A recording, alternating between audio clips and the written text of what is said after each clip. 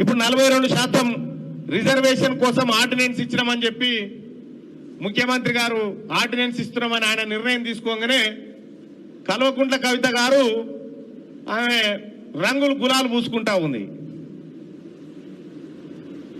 దునబోతింతే దుడ్డెను కట్టేసినట్టు ఉంది కథ. బీసీలకు 42% ఆర్డినెన్స్ వస్తే నీకేం సంబంధము? నువ్వు బీసీయా? నీకు నాకేమైనా సంబంధమా? కంచం పొత్తుందా? మంచం పొత్తులు ఉన్నాయా మనకేమన్నా? నువ్వు పండుగ చేసుకునేది మాకు అర్థం కాలే.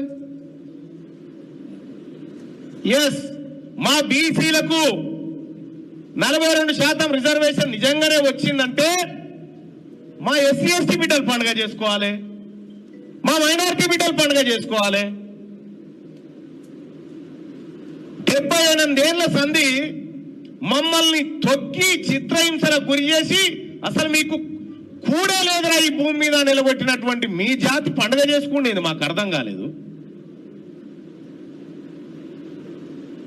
అది చూసిన వాళ్ళ నవ్వుతా ఈమెకేం సంబంధం రా ఎగురుతా ఉందని చెప్పి.